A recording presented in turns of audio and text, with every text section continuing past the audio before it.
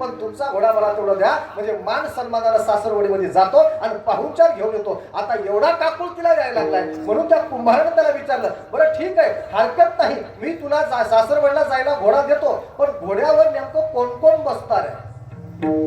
आता सगळ्यांनी लक्षपूर्वक ऐका बरं का. जावयानं त्या कुंभाराला काय सांगितलं? मरतुकडा घोडा आहे. आता त्या घोड्यावर तुम्ही काय काय घेणार आहे असं जसंही विचारलं, त्यानं सांगायला सुरुवात केली. काय नाही म्हणले, फार थोडं साहित्य घेऊन जाणार आहे. काय घेऊन जाणार आहे? दसमन ज्वारी.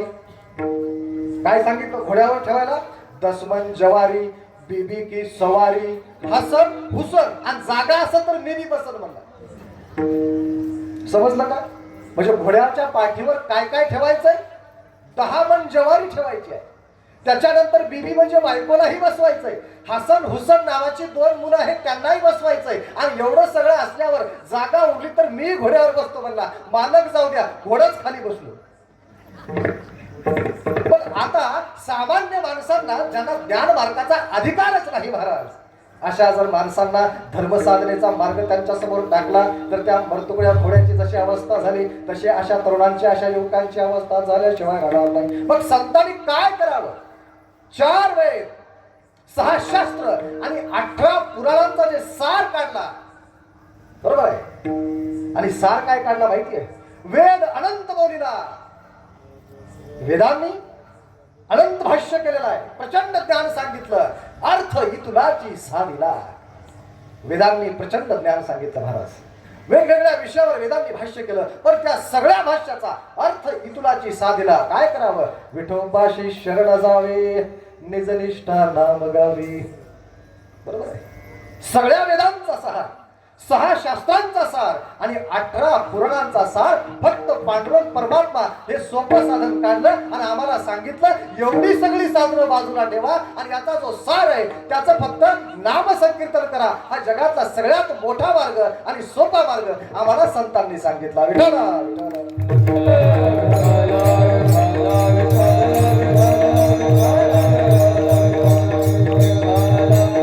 बरं, अधिकार नाही ना, अधिकार नाही, पण संतांचं एक वैशिष्ट्य आहे.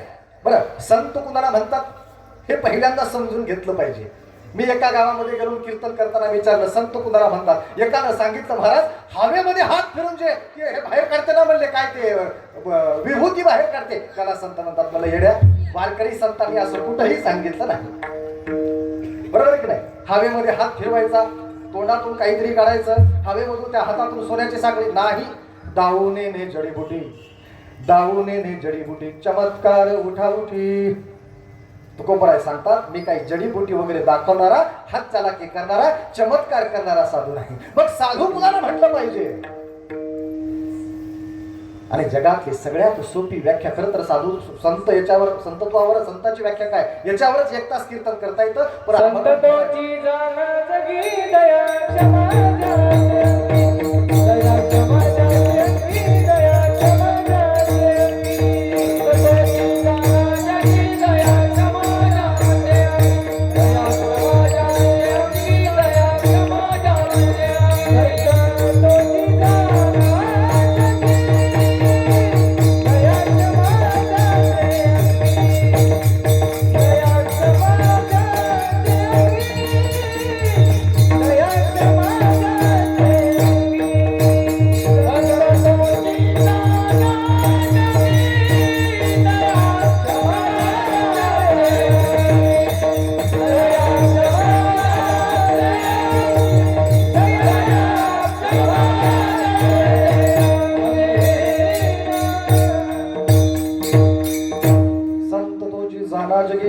दया क्षमा ज्याची अंगी. संत कोण आहे? अरे ज्याच्या अंतःकरणामध्ये दयाभाव आहे, ज्याच्या अंतःकरणामध्ये क्षमाशील वृत्ती आहे. चिडल्यानंतर माईक फेकून हाणणारा संत नसतो. लक्षात आलं का?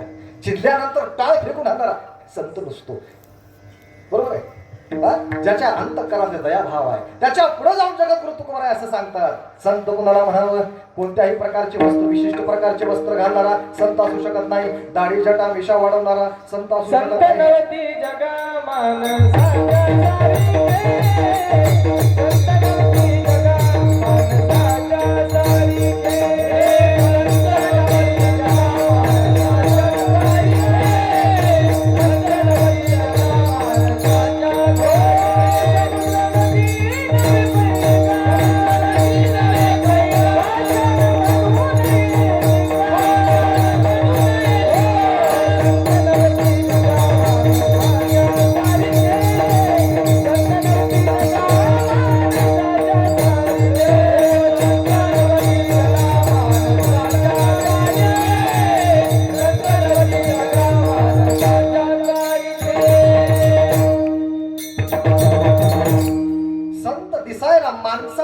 नसतात, नवे माणसंच असतात.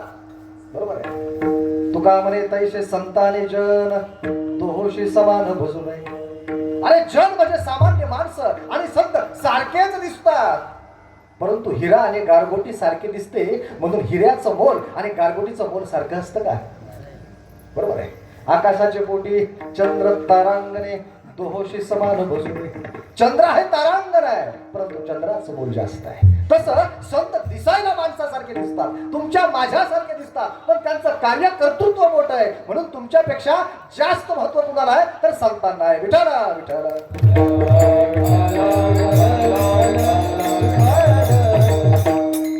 तुकोबाराय त्याच्या पुढे जाऊन सांगतात, संत कुणाला म्हणायचं? जे का रंजले गांजले त्याशी म्हणे जो आपुले, तोची साधू ओळखावा देव तेथेची जाणावा. मृदू सभाय नवनीत तैसे सज्जनाचे चित्त, ज्याशी अपंगिता नाही त्यासी धरी जो हृदयी, दया करणे जे पुत्रासी तेची दासाने दाशी. तुका म्हणे सांगो किती तोची भगवंताची मूर्ती. कोण? जो रंजल्या गांजल्यांची सेवा करतो ना तो प्रत्येक माणूस संत आहे. हा सांगणारा संप्रदाय वारकरी संप्रदाय आहे. विठाला विठाला.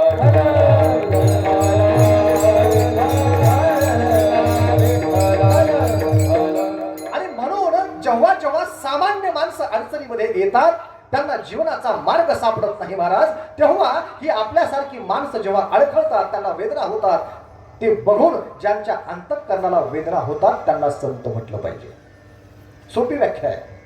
दुसऱ्याला दुःख झालं की ज्याला आनंद होतो तो माणूस. लक्षात आलं ना? आणि दुसऱ्याला आनंद झाला की ज्याला दुःख होतं तो सामान्य माणूस. शेजाऱ्याला गाडी घेतली, याला 4 दिवस झोप येत नाही. शेजाऱ्याच्या बाईनं महागडी साडी घेऊन स्टेटस ठेवला, नवऱ्याला 4 दिवस जगू देत नाही. मला तसली साडी पाहिजे. म्हणजे पाचोऱ्याचं नाही, मी संभाजीनगरचं सांगायला. आता लोक म्हणतील कोण बोलवले ह्याला. बरोबर, अशी परिस्थिती असते की नाही? एका ठिकाणी महाराज कीर्तन चालू आहे आणि कीर्तन चालू असता असता एक पट्ट्या हातामध्ये भली मोठी काठी घेऊन स्टेजकडे धावत यायला लागला. मी म्हणलं आता काही खरं नाही. म्हणलं महाराज मी काय आता संभाजीनगरला जात नाही. आणि आल्यानंतर थोडंसं मी स्टेजच्या थोडंसं बाजूला गेल्यासारखं केला. म्हणलं महाराज घाबरू नका, बिनधास्त कीर्तन करा. म्हणलं काठी घेऊन कशाला आला? ते म्हणले तुम्हाला काही करणार नाही, पण ज्यानं तुम्हाला बोलवलंय त्याला हुडकायला लागलोय. मला विठाला विठाला.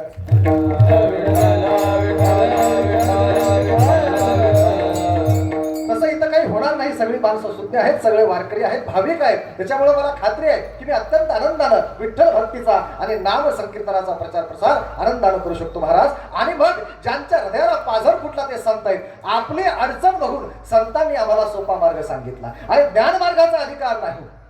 वेदांची अक्षरे याज्ञिके ऐकावी, आम्ही ऐकावी श्रावणीती. वेदांमावरी रुसुनिया गेला, आम्ही त्याच्या बाला धरिले कंठी. रुसून गेला वेद, वेद रुसून गेले महाराज. पण वेदांचा बाप जो आहे पांडुरंग परमात्मा, लक्षात घ्या. मुलगा रुसला, लेकरू रुसलं, लेकराचा आपलं बिनसलं, पण लेकराचा बाप जो आहे ना तो माझा मित्र आहे. आता बरोबर आहे की नाही? वेद कुणाची लेकर आहेत? त्या पांडुरंगाची लेकर आहे.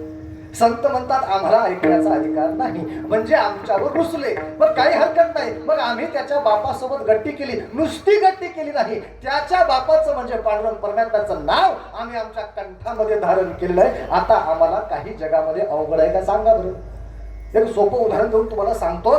समजा एखादा प्रस्थापित राजकीय नेता आहे, त्याच्या मुलाकडे तुमचं काम पडलं, तुम्ही त्या मुलाकडे गेला, तर त्याला म्हटलं की असं असं साहेब माझं काम करा. त्यानं तुमचं काम केलं नाही, भरपूर चक्रा मारल्या, पण काम केलं नाही. पण त्याचे वडील तालुक्याचे मोठे नेते आहेत आणि ते तुमचे वर्ग मित्र आहेत, क्लासमेट आहेत. नुसते क्लासमेट नाही, मागच्या भागावर दोघंही सोबत बसायचे.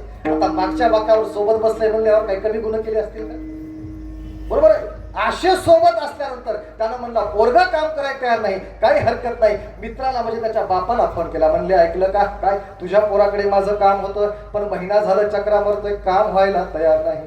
मग काय कर, फक्त माझ्यासाठी एक फोन. अरे लंगोटी मित्राचा फोन आला, पोरला फोन केला, एक जगाचं काम बाकी राहिलं तरी चालेल, माझ्या मित्राचं काम कर. इथं आमच्या लक्षात येतं आम्ही त्याच्या बाला धरले कंठी. हे सोपं साधन आम्हाला संतांनी सांगितलं आणि म्हणून सांगतात की त्या पांडुरंग परमात्म्याचा 4 वेदांचा सार म्हणजे पांडुरंग परमात्मा, 6 शास्त्रांचा सार म्हणजे पांडुरंग परमात्मा, अरे 18 पुराणांचा सार म्हणजे पांडुरंग परमात्मा आहे. मग तुम्ही काय करा तर नाम संकीर्तन साधन पै सोपे, फक्त त्या पांडुरंग परमात्म्याचं नाम संकीर्तन करा, तुमच्या जन्मोजन्मीची पातकं जळून खाक होतात. हा सांगणारा सोपा संप्रदाय वारकरी संप्रदाय आहे. विठ्ठल विठ्ठल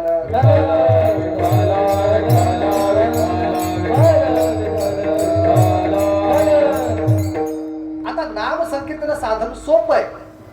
आमच्या डोक्यात असा प्रश्न पडतो, आम्हाला अवघडाची एवढी सवय लागली, एखादी गोष्ट सोपी जर असेल आम्हाला त्या गोष्टीचं महत्व वाटत नाही. मग आता संत काय करतात, संत काहीतरी आजकाल हल्लीचा मार्केटिंगचा जमाना. एक उदाहरण तुम्हाला सांगतो. छत्रपती संभाजीनगर मध्ये एका गल्लीमध्ये मी जात असताना माझ्या मित्राकडे, तिथं मला एक ब्युटी पार्लर दिसलं आणि त्या ब्युटी, आता शक्यतो सगळीकडे बोर्ड असतात पण त्याच्या बाहेर एक पाटी लावली होती. ती पाटी मला जरा विशेष, त्या पाटीनं माझं लक्ष वेधून घेतलं. मार्केटिंगचा जमाना, किती मार्केटिंग केलं जातं. तिथं पाटीवर अशी वाक्य लिहिली होती, महाराज आमच्या ब्युटी पार्लर मधून बाहेर पडणाऱ्या स्त्रीकडे बघून शिट्टी वगैरे वाजवू नका, कदाचित ती तुमची आजी असू शकते.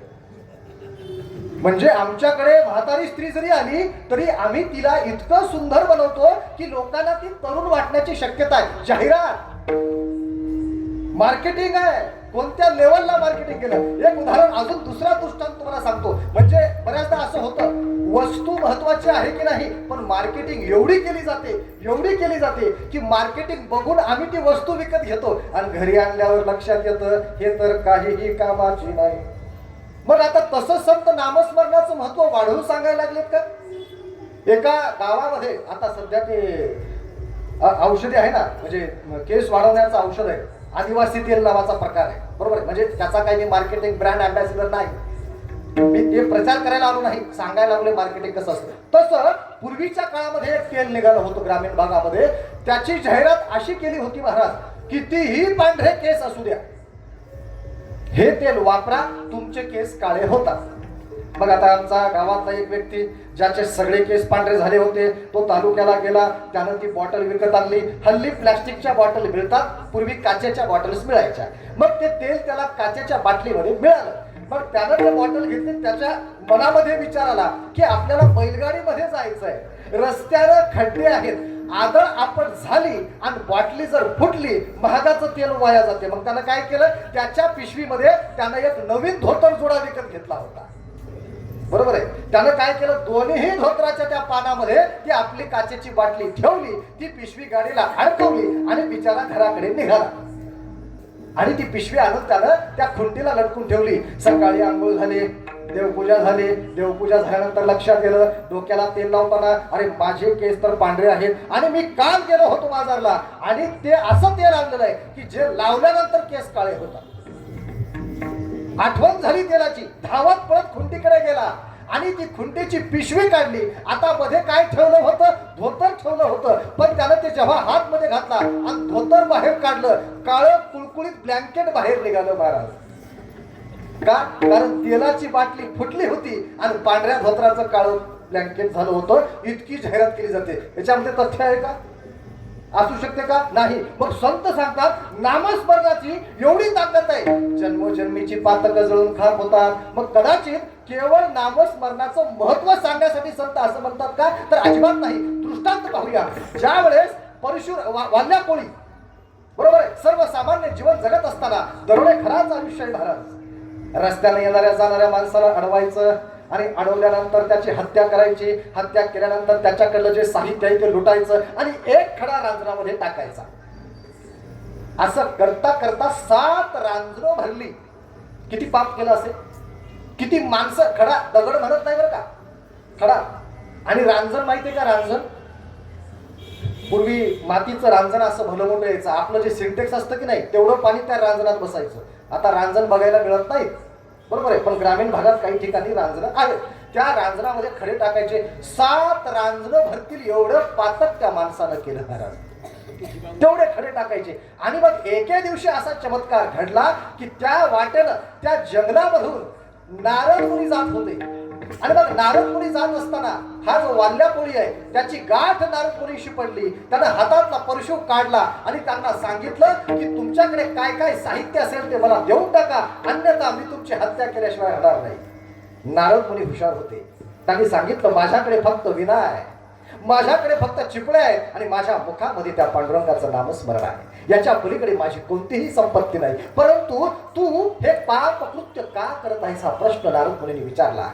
तेव्हा त्यांनी सांगितलं मला माझी बायको आहे, मला माझे लेकर आहेत, माझे म्हातारे मायबाप आहेत. मला माझा संसार करायचा असेल तर मला ही माणसं मारून त्यांना लुटून त्यांच्याकडलं धन काढून घेऊन मला माझा संसार चालवावा लागतो. त्यावेळेस नारद मुनींनी प्रश्न विचारला संसार चालवायला हरकत नाही, परंतु 7 रांजणं भरतील एवढी माणसं तू मारलेली आहेस. मग याचं पातक तुझ्या डोक्यावर, तुझ्या मस्तकावर, तुझ्या प्रारब्धामध्ये किती पाप जमा झालंय. एकदा फक्त घरी जा आणि घरी जाऊन ज्यांच्यासाठी तो हा मार्ग निवडलेला आहे त्यांना एकदा विचारून ये की या माझ्या पापामध्ये तुम्ही सहभागी होणार आहात का. त्याला प्रश्न पडला. ते म्हणे तुम्ही कुठं निघून जाणार नाही ना. ते म्हणे जाणार नाही का, माझ्याकडे काय आहे, काहीच नाही माझ्याकडे तुला देण्यासारखं. आणि मग त्या झाडाखाली नारद मुनी बसतात. हा धावत पळत घरी येतो आणि घरी आल्यानंतर अगं ऐकलं का, काय म्हणाला, मी आजपर्यंत एवढी माणसं मारली, 7 रांजणं भरतील एवढं मोठं पाप माझ्या माथावर, माझ्या मस्तकावर, माझ्या प्रारब्धावर संचित म्हणून आलेला आहे. या पापामधला थोडासा वाटा तू धर्मपत्नी म्हणून घेशील का. तिने म्हणली काही बोलताय का म्हणले सकाळी सकाळी, काही येडबीड लागले का काय म्हणले. अहो मी तुमची धर्मपत्नी आहे, धर्माच्या साक्षीनं तुमचा आणि माझा विवाह झालेला आहे आणि पत्नीला जगवणे हा धर्म आहे. तुम्ही मला जगवता एवढं माझ्याशी पुरेसं आहे. तुम्ही टेबलाच्या वरून घेता का टेबलाच्या खालून घेता याच्याशी मला देणं घेणं नाही. बरोबर आहे. खालून घेणाऱ्यांनी विचार करावा, म्हणजे आपल्या इथलं नाही संभाजीनगरचे. परत बरोबर आहे, खालून घेणाऱ्यांनी विचार केला पाहिजे. मग त्या तोच प्रश्न मुलांना विचारला. मुलांनी सांगितलं तुमच्या पापामध्ये आम्ही वाटेकरी होणार नाही. वडिलांना प्रश्न केला तुझ्या पापामध्ये माझा सहभाग नाही. आईला प्रश्न केला तुझ्या पापामध्ये माझा सहभाग नाही. आणि तिकडं स्वयंपाक घरामध्ये स्वयंपाक करता करता त्या वाल्मिक ऋषींच्या वाल्या कोळ्याच्या बायकोच्या हाताला विंचू चावला आणि जसाही विंचू चावला धावत पळत बाहेर येते आणि नवऱ्याला म्हणते अहो ऐका, माझ्या हाताला विंचवानं नांगी मारलेली आहे, प्रचंड आगडो मुसळलेला आहे. तुम्ही एक धर्म म्हणजे माझे पती आहात, धर्मपती आहात, मग तुम्ही माझ्या वेदनेचा थोडासा भाग वाटून घेणार का. आणि तेव्हा त्याच्या लक्षात आलं की स्वतःच्या वेदना आणि स्वतःचं पातक त्याचं फळ फक्त एकट्यानं भोगायचं असतं, त्याच्यामध्ये कुणीही वाटेकरी होत नाही. धावत पळत जंगलामध्ये जातात. अरे हातातला जे शस्त्रास्त्र ती फेकून दिली. नारद मुनीच्या चरणावर डोकं ठेवलं, डोळ्यातून अश्रुधारा व्हायला लागल्या आणि त्या अश्रुधारेनं नारद मुनीच्या चरणाचा अभिषेक केला. महाराज फार मोठं पातक झालं महाराज, मला रस्ता दाखवणारा मार्ग दाखवणारा कुणी नव्हता महाराज, फार मोठं पातक झालं. मला हे पातक जर माफ करायचं असेल तर काय करावं लागेल. काय नाही, त्या फक्त प्रभू श्रीरामाचं नामस्मरण करायला काय म्हणावं लागेल. काय नाही, राम राम राम राम एवढंच म्हणायचंय, दुसरं काहीच नाही. वाल्या पोळ्यानं तोंड उघडलं महाराज आणि जसंही तोंड उघडलं तोंडामधून राम शब्द निघाला नाही, मरा शब्द निघाला. कारण माणसं मरायची सवय लागलेली आहे, मरताना माणसं बघण्याची सवय लागलेली आहे. आणि जी सवय आपण आपल्या शरीराला लावून घेतो ना महाराज, त्या क्रिया आपसूक घडतात. अंतरीचे धावे स्वभावे बाहेर का, कारण त्याची सवय लावून घेतलेली असते. राम म्हणाय सांगितलं, मरा निघालं आणि पुन्हा चरणावर लोटांगण. महाराज माझ्या मुखातून घेई घेई माझे वाचे गोड नाम विठोबाचे. काय वाचा नाव घ्यायला तयार नाही. काही नाही म्हटले नारद मुनी, म्हणत राहा ज्या क्षणी म्हणत राहा, ज्या क्षणी तुझ्या मुखातून राग येईल ना, तुमची जन्मजन्मीची पातक जळून खाक होतात. वाल्वा जो दरोडेखोर आहे, तो जो वाल्या कोळी आहे, मरा मरा मरा मरा मरा मरा म्हणायला लागलेले आहे. आणि म्हणता म्हणता मरा म्हणता म्हणता मुखातून राम शब्द निघाला, रामाचा उच्चार निघाला आणि जन्मजन्मीची पातक एका क्षणार्धात जळून खाक झाली. जो दरोडेखोर होता, अरे राम नामाचा उच्चार केला आणि जगाला रामायण घडण्याच्या अगोदर ज्यांनी आदर्श असं रामायण दिलं, याची कीर्ती वाढली गं केले रामायण रामा. Yeah.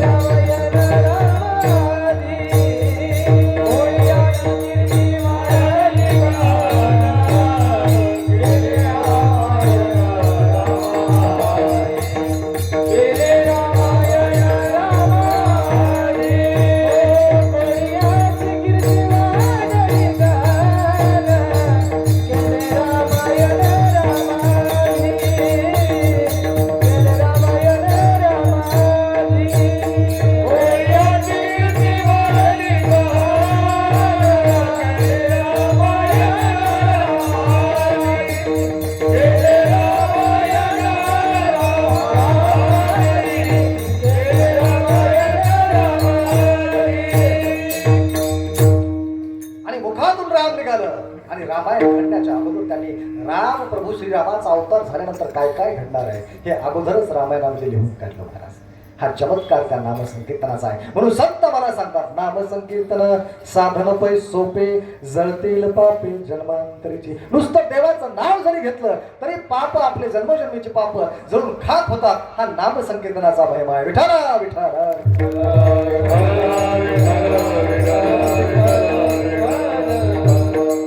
आता इतकं प्रभावी आहे.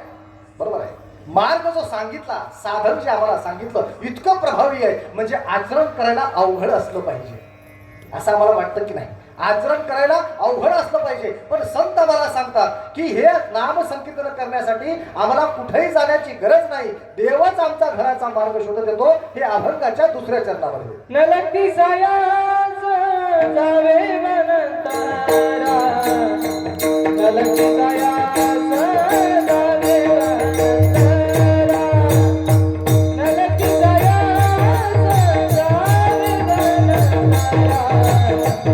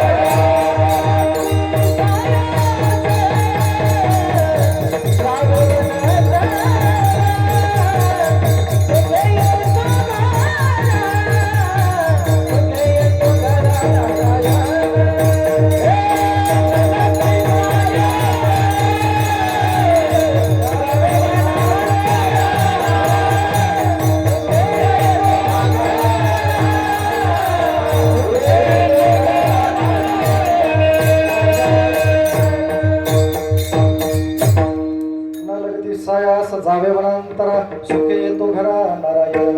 मग नाम संकीर्तन साधन दिलं ते एवढं सोपं आहे. इतकं सोपं आहे की आम्हाला ते घर बसल्या सुद्धा त्याचा अंगीकार करता येतो. एवढं सोपं साधन आहे. बऱ्याच लोकांना वाटतं राणा वनामध्ये गेलं पाहिजे का? नाही. डोंगर दऱ्यामध्ये गेलं पाहिजे का? नाही. संसाराचा त्याग केला पाहिजे का? नाही.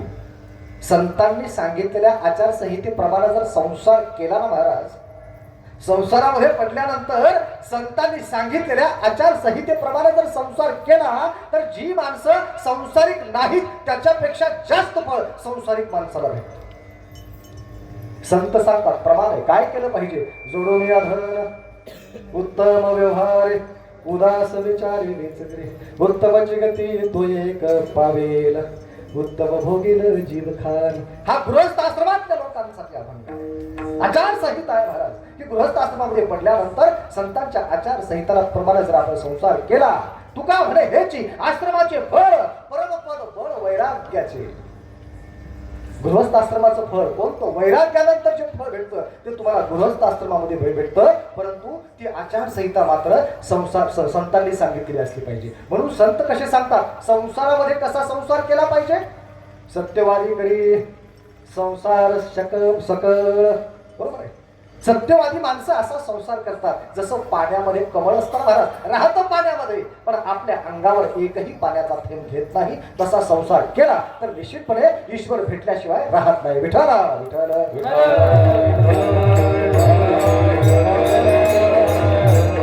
पण आता साधन सोपं आहे, मग त्याच्यासाठी काहीतरी मार्ग अवघड आहे का? मार्ग खूप सोपा आहे. त्याच्यासाठी विशिष्ट प्रकारचे विधी आहेत का? काही नाही. अहो त्याच्या पुढे जाऊन संत सांगतात, न लगे आंघोळी तोंड धुवावे, नाम गोड सर्व भावे. आंघोळ करण्याची सुद्धा गरज नाही, तोंडही धुवायची गरज नाही. झोपेतून उठल्या म्हणा पांडुरंगाचं नाव, कारण पांडुरंगाचं नाव अमृतापेक्षा गोड आहे. अमृताहुनी गोड नाम तुझे देवा, तरी मन घेत नाही. बरोबर आहे. नाव कसं आहे देवाचं? अमृतापेक्षा गोड आहे. आणि दारू कशी आहे? बरोबर आहे. इथं नाही पण बऱ्याच ठिकाणी काय होतं, देवाचं नाव घेत नाही पण दारू घेतात. बरोबर आहे. सवयी लावलेल्या आहेत. म्हणून संतांचा मार्ग जर आम्ही अंगीकारला तर निश्चितपणे आमच्या देशामध्ये नीतिमान समाज निर्माण झाल्याशिवाय राहणार नाही. कारण जगाला नैतिकता देणारा संप्रदाय हा संतांचा वारकरी संप्रदाय आहे. विठ्ठला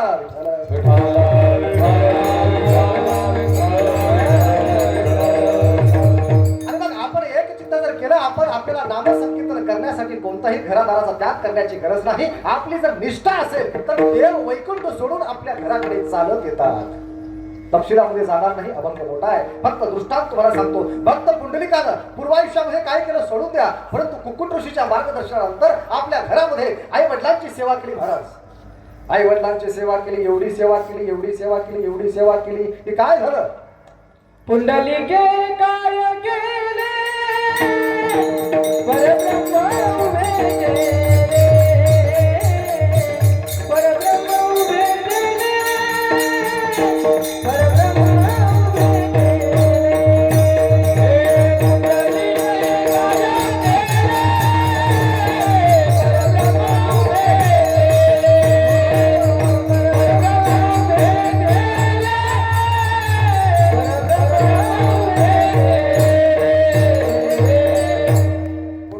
काय केले? परब्रह्म उभे केले. आई वडिलांची एवढी सेवा केली. हृदयामध्ये देवाचं चिंतन, कृतीमध्ये आई वडिलांची सेवा आहे. आणि चमत्कार असा घडला महाराज. पुंडलिकाचे भेटी परब्रह्म आले का? पुंडलिकाला भेटायला साक्षात पांडुरंग परमात्मा आले. न लगती सायास जावे वनांतरा, सुखे येतो घरा नारायण. आणि देव आल्यानंतर त्या देवाला विटेवर उभं करणारे भक्त म्हणजे भक्त पुंडलिक आहेत. म्हणून संतांनी आम्हाला सगळ्यात सोपा मार्ग सांगितला. म्हणून संत सांगतात काय? सोपेवर मामा सांगितले संती, टाळ दिंडी हाती घेऊन नाचा, समाधीचे सुख सांडावं वाळुनी, ऐसा हा कीर्तनी ब्रह्मरस. संतांनी सोपं करून सांगितलं. अवघड आहे ते सोपं करून सांगितलेलं आहे. आम्ही सोपं आहे तेवढं जरी सांगितलं तरी आम्हाला मोक्ष प्राप्त झाल्याशिवाय राहणार नाही. विठ्ठला विठ्ठला.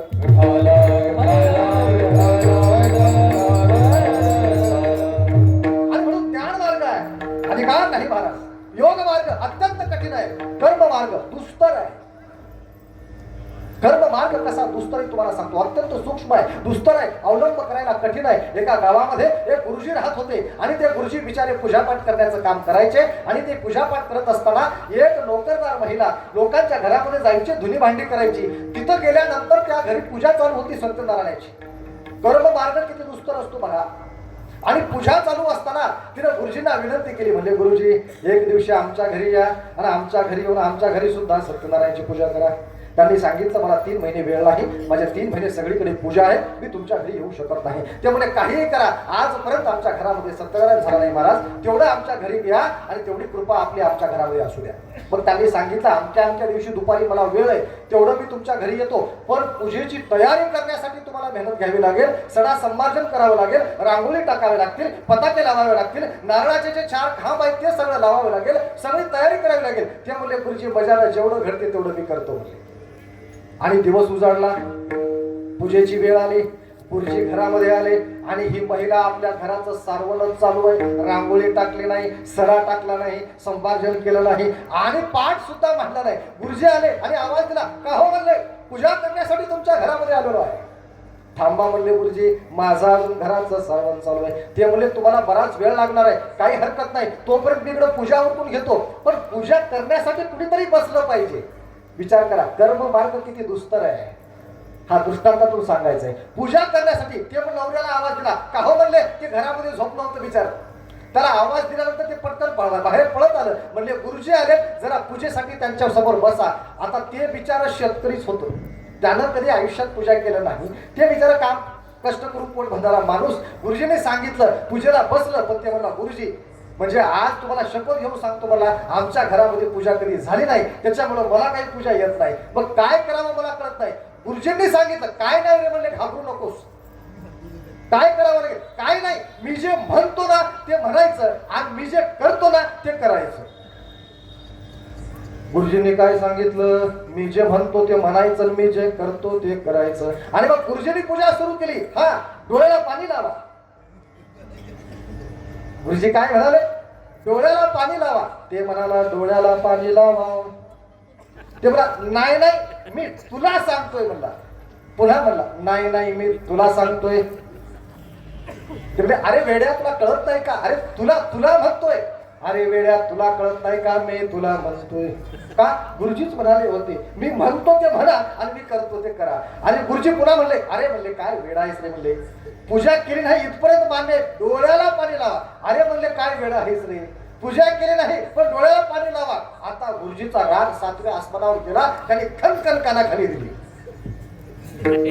गुरुजींनी नुसतं मी म्हणतो ते म्हणायचं एवढंच म्हटलं नाही, मी करतो ते करायचं हे सुद्धा सांगितलं होतं. मग गुरुजींनी जसंही कानाखाली हल्ली, त्याने सुद्धा गुरुजीच्या फाडकन कानाखाली. आता मात्र तळपायाची आग मस्तकात गेली. ज्याला साधी पूजा जमत नाही सांगितल्यानंतर सुद्धा काय करावं. गुरुजी उठले, त्याचं बखोटं पकडलं, त्याला खाली पाडलं आणि त्याला बुकलून काढलं. आणि त्याच्यानंतर त्याला वाटलं आता माझी वेळ आहे. त्यानं वर बसलेल्या गुरुजीला धरलं, त्याला खाली पाडून त्याच्या छातीवर बसून त्याला बुकलून काढलं. आणि तेवढ्याच एक शेजारी बाई आली आणि आवाज दिला, म्हणले सखूबाई तुमच्या घरामध्ये पूजा होते ना. ते म्हणले होय बाई चालू आहे म्हणले, 1 घंटा झालं पूजा चालू आहे. एकमेकाला कुत्र्यासारखं मारायला लागले. बरोबर आहे, कर्म मार्ग दुस्तर आहे, सूक्ष्म मार्ग आहे. आणि मग म्हणून या वाटा सूक्ष्म दुस्तर केला राज्यभार चाले ऐसा. संतांनी या सगळ्या वाटा मोडून काढल्या आणि सर्व राज्यभार जसं काही सैन्याचं राजाचं दळ चालावं अशी सगळे माणसं त्या वाटेनं जावेत असा आमचा वारकरी संप्रदाय निर्माण केला आणि सर्वांना अधिकार दिला. विठ्ठल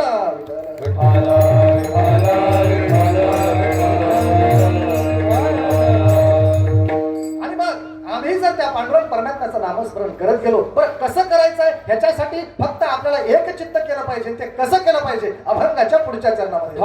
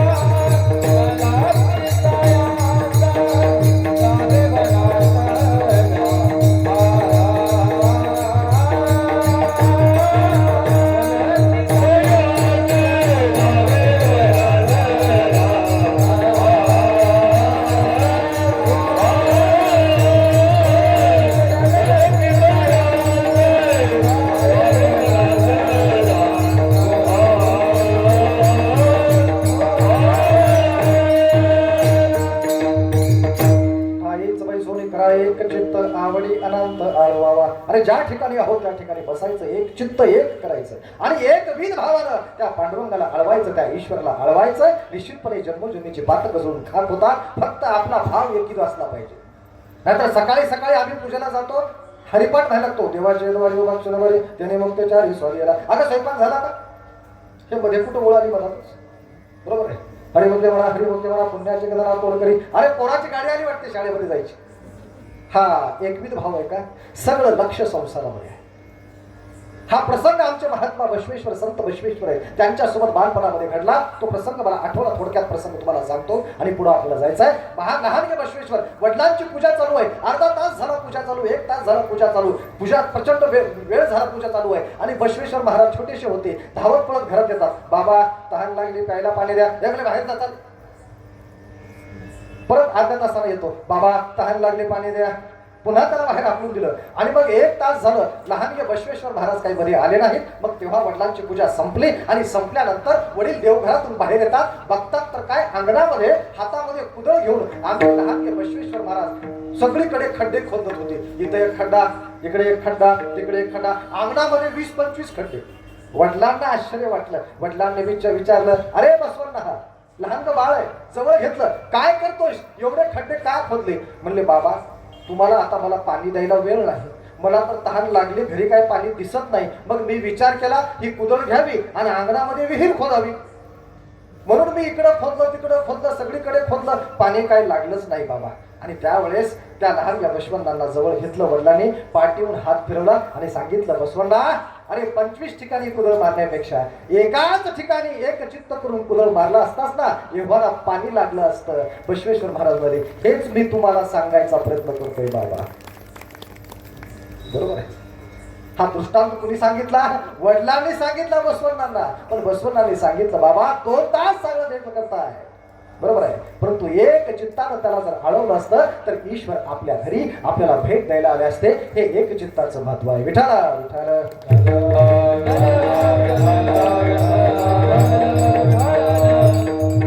आणि आम्हाला जगातला सगळ्यात सोपा मंत्र सांगितला. तो मंत्र अळवायचा आहे. तो कोणता मंत्र? अभंगाच्या पुढच्या चरणामध्ये.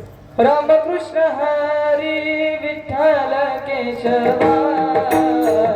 रामकृष्ण हरी विठ्ठल केशवा, रामकृष्ण हरी विठ्ठल केशवा, रामकृष्ण हरी विठ्ठल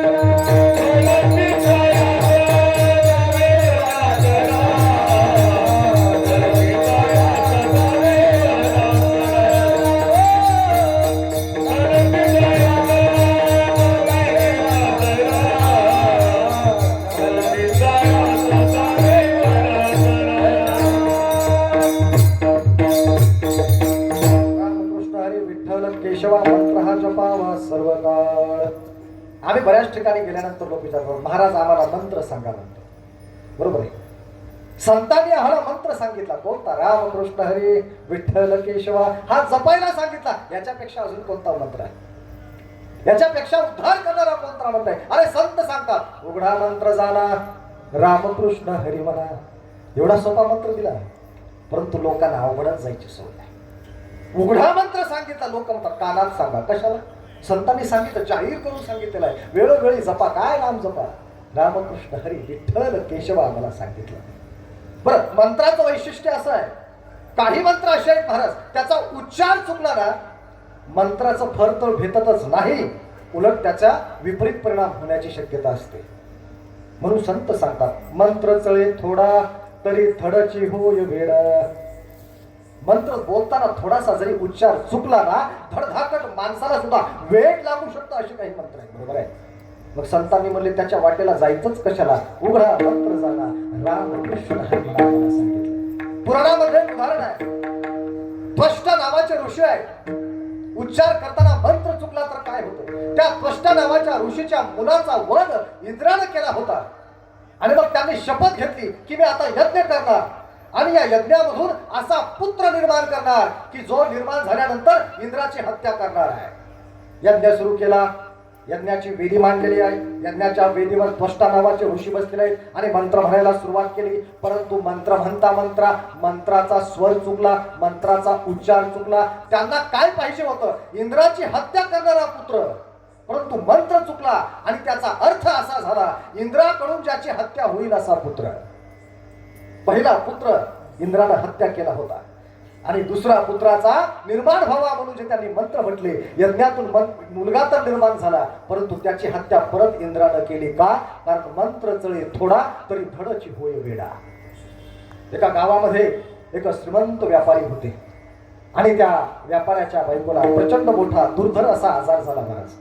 आणि आजार झाल्यानंतर सर्व डॉक्टर केले, सगळे वैद्य केले, वेगवेगळ्या गावामध्ये गेले, आयुर्वेद होमिओपॅथी सगळं झालं, पण बायकोला काही उपचार झाला नाही, काहीही फरक पडला नाही. आणि त्याच्यानंतर त्यांना साधू मुनींनी, ऋषी मुनींनी सांगितलं, काय नाही म्हणले, तुमच्या गावची देवता कोणती आहे? त्यांनी सांगितलं, भैरवी नावाची देवता आमची कुलदेवता आहे.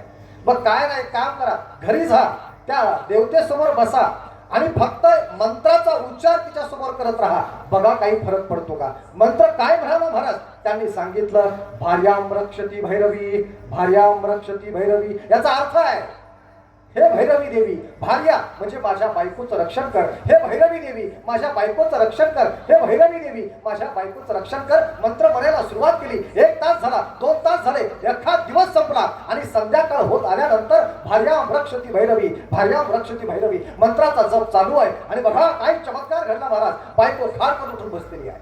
6 महिने झालं उपचार करत होतो, कुठंच फरक पडला नाही आणि मंत्राचा चमत्कार झाला. बायको उठून बसली, काय करावं, धावत पळत मुलगा आला आणि मुलानं सांगितलं, बाबा आई बरी झाली, आईला फरक पडला. एवढा आनंदी झाला, मंत्राचा उच्चारच करायचा विसरला, उच्चार चुकला. गुरूंनी सांगितलं होतं, भार्याम रक्षती भैरवी, रक्षतीचं भक्षती झालं. मी काय सांगतोय लक्षात येतं का? उच्चार बोलताना चुकला.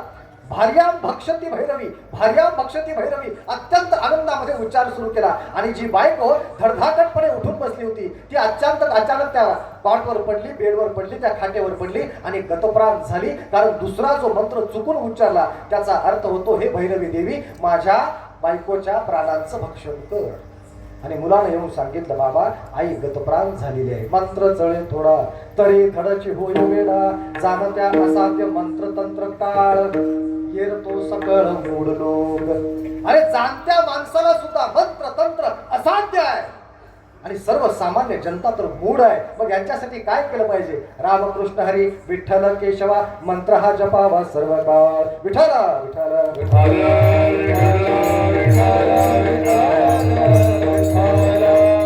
पण आता पांडुरंगाचं नाव घेतल्यानंतर काय चमत्कार होतो असा एक तुम्हाला दृष्टांत तुम्हाला सांगणार आहे आणि त्याच्यानंतर आपल्याला डायरेक्ट शेवटचं चरण घ्यायचं आहे.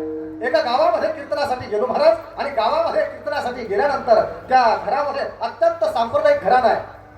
पिढ्या वारीची परंपरा त्यांच्या घराण्यामध्ये आहे, पांडुरंगाची पूजा त्यांच्या घरामध्ये आहे. आणि गेल्यानंतर त्यांनी सांगितलं, महाराज कीर्तन चांगलं झालं, सगळं काही चांगलं आहे, आमचं घरदार संतांच्या आशीर्वादानं सगळी बरकत आमच्या घरामध्ये आहे, पांडुरंगाचा आशीर्वाद आहे. फक्त काय झालं म्हणले, उसाच्या पोटी काऊस जन्मावा तसं आमचा एक मुलगा आहे ना, जन्माला आला, बोलायला शिकला, मोठा झाला, पण अजूनही पांडुरंगाचं नाव घेतलं नाही.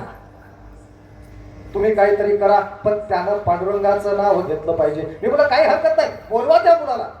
आणि मुलाला कळालं, जाधव महाराज माझ्या घरी मुक्कामाला गेलेले आहेत आणि माझ्या मुखातून देवाचं नाव उठवून घेणार आहेत. त्यानं काय करावं, 180च्या स्पीडनं दुसऱ्या पाहुण्याच्या गावाकडे निघून गेला. 1 दिवस महाराज थांबले, 2 दिवस थांबले, आता 3ऱ्या दिवशीचं कीर्तन महाराज पडवते का? जाधव महाराज म्हणून तुला कीर्तन नाही म्हणून. महाराज म्हणले आता काय तुमचं पोरग यायची शक्यता नाही, एक काम करा त्याला फोन करून सांगा. महाराज गेले कीर्तनात.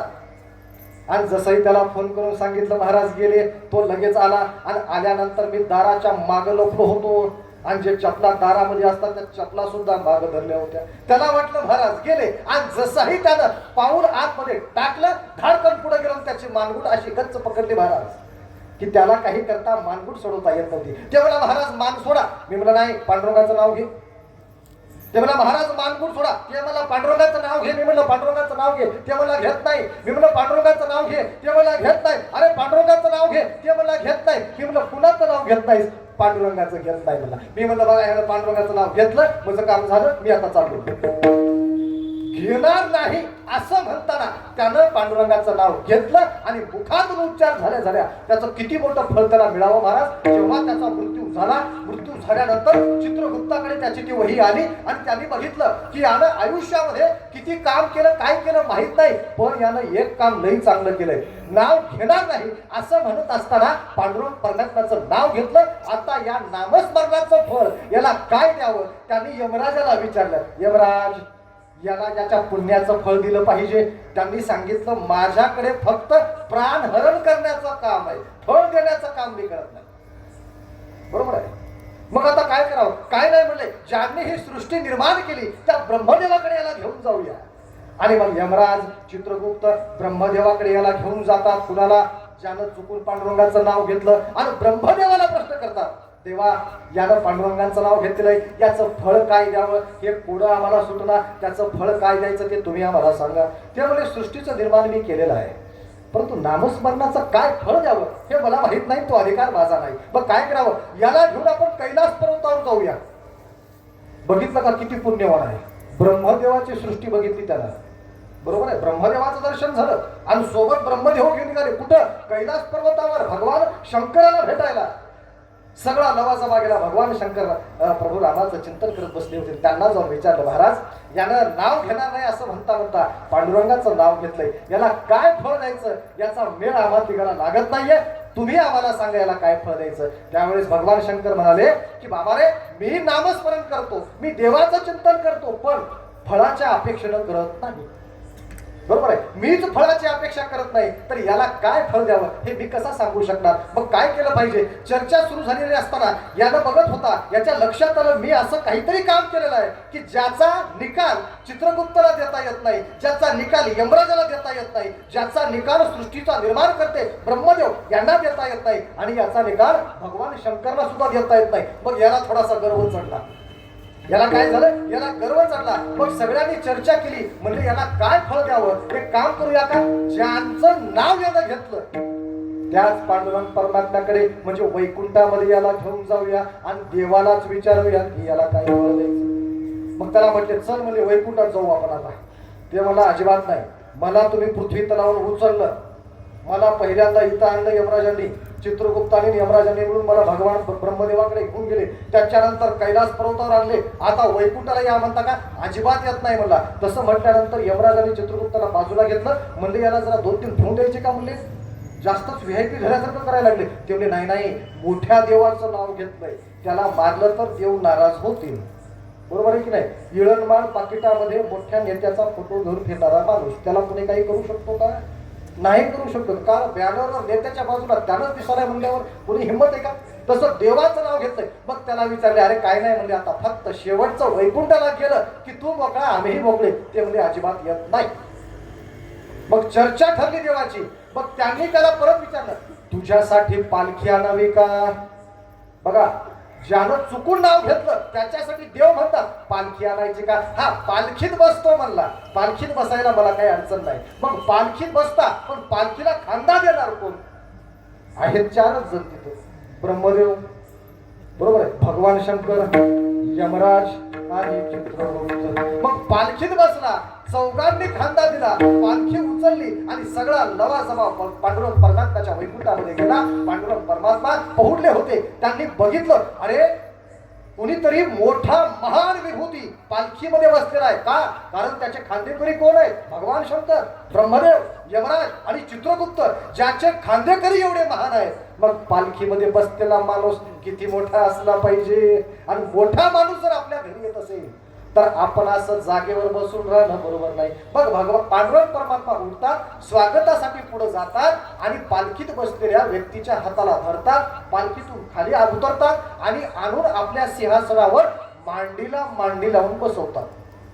यमराज आणि चित्रगुप्त म्हणले, बरं झालं याला आपण मारलं नाही. बघितलं का, देवानं स्वतः याच्या हाताला नेऊन स्वतःच्या बाजूला बसवलेलं आहे. आणि त्याच्यानंतर समोरच्या खुर्चीवर चारही जण बसल्यानंतर मग देवाने त्याला प्रश्न केला पांडुरंगाने, कसं काय येणं केलं. कधी याला बाजूला मांडीला मांडी लावून बसवल्यानंतर काय म्हणतात, कसं काय येणं केलं. त्यावेळेस यमराज म्हणले, अहो आता सांगायचं राहिलंय काय. ते म्हणजे काय झालं, अहो चुकून यानं नाव घेणार नाही म्हणताना तुमचं नामस्मरण केलं, तुमचं नाव घेतलं, त्याचं फळ काय द्यावं हे आम्हाला कळत नव्हतं. पण बघा म्हणले याला काय फळ भेटलं, काय मिळालं. अहो हा आमच्या चौघांच्या ओकांडी बसून आला आणि तुमच्या मांडीला मांडी लावून बसला, हे तुमच्या नामस्मरणाचं फळ आहे. विठोबा रखुमाई जय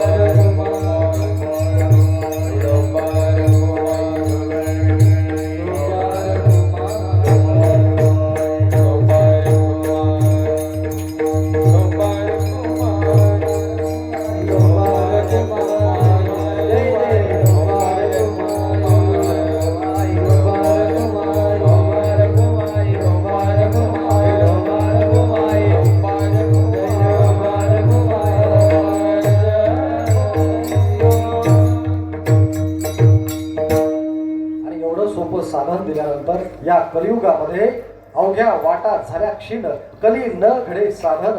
या कलियुगामध्ये सगळ्या वाटा धर्माच्या क्षीण झालेल्या आहेत. त्याच्यामुळं साधन जे आहे अत्यंत सोपं साधन ते नाम संकीर्तन रूपी आम्हाला सांगितलं. आणि हे साधन जे आहे ती शहाणी माणसं याचा वापर करून घेतात आणि आपल्या आयुष्याचं कल्याण करून घेतात. हे अभंगाच्या शेवटच्या चरणामध्ये तुका म्हणे सोपे आहे सेवा,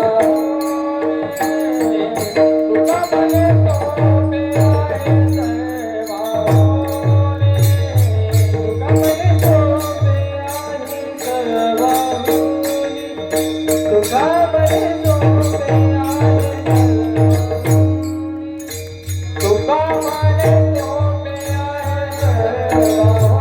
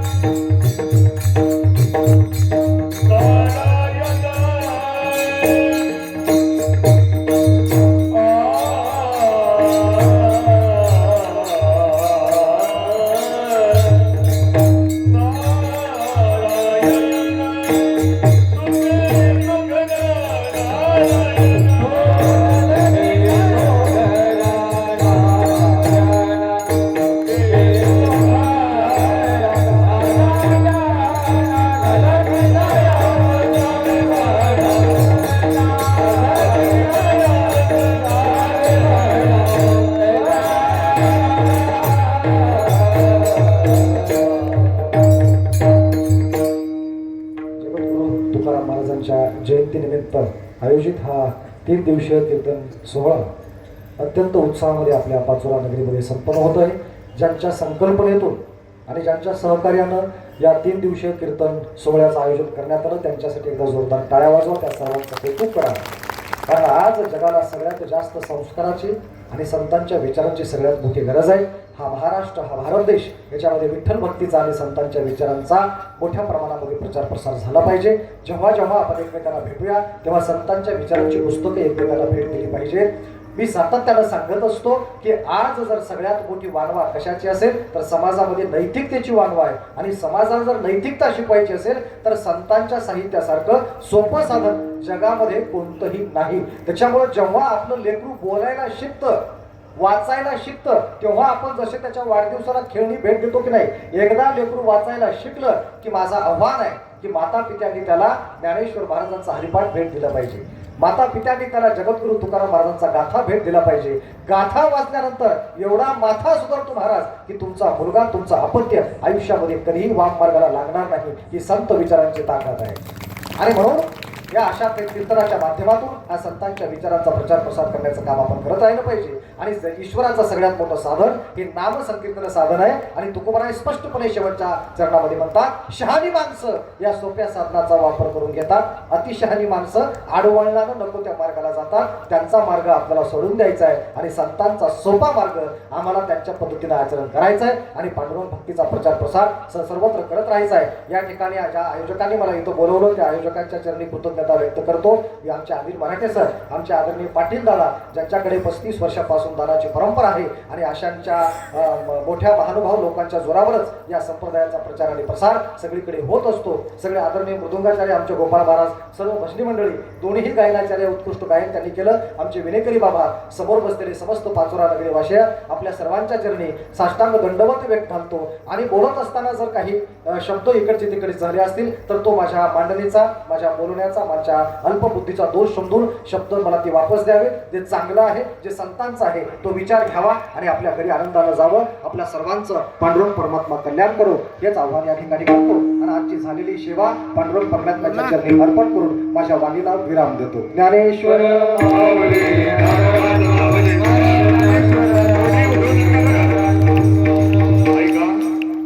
महिला मंडळी बसू ना, फक्त 5 मिनिटं बसा.